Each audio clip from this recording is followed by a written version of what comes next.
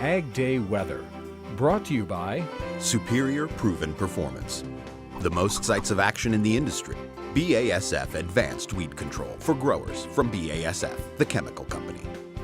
Welcome back to Ag Day. Mike, that was a heck of a storm system that moved through over the weekend. Yeah, it really was. Illinois, parts of southern central Indiana really got hit pretty hard with that. Unusual to see that many tornadoes that far north this time of the year, but that storm is way offshore now.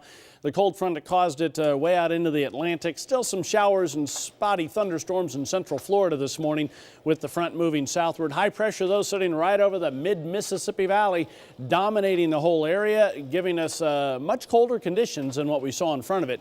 Now, this air mass isn't nearly as cold as the one we saw a week and a half ago, but nonetheless, it did turn everything colder. There's a few scattered lake effect snow showers, nothing significant in this case, northern and eastern portions of the Great Lakes. Here's where we turn our attention, though. You'll notice these two storm systems actually are going to combine as we head through the next couple of days as it continues to move eastward into a pretty decent storm over southern Canada as we head through the day tomorrow. High pressure is still dominating, though, by late in the day today, and then by tomorrow morning those two storms have combined. Again, pretty strong storm there. Warm front causing a few showers out ahead of it.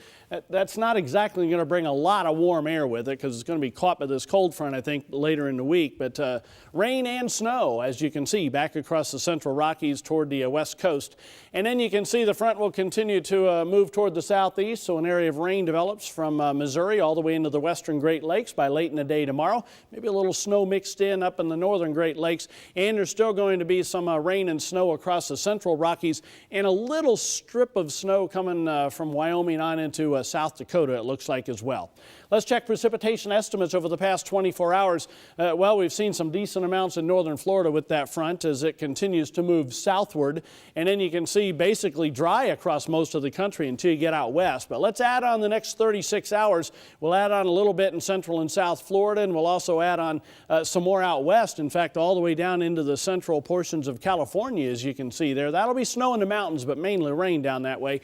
And this will be that little strip of rain developing across the middle of the country. Snowfall estimates then, just a little bit in the Great Lakes. We won't add too much there over the next 36 hours, but we'll definitely add some decent amounts, big amounts in some of the higher elevations of the northern and central Rockies. There are the temperatures, chilly for the northeast and the Great Lakes, on the cool side even all the way down into Texas, and most of the country on the cool side tonight from coast to coast. Lots of 20s and 30s there, as you can see. High temperatures tomorrow are going to warm up slightly ahead of that system in the western plains, otherwise kind of chilly conditions. And there's the longer range, kind of a zonal flow at this point, but you can see that storm system does get that trough developing, and then we have a shot of real cold air coming as we head into the weekend for most of the eastern half of the country.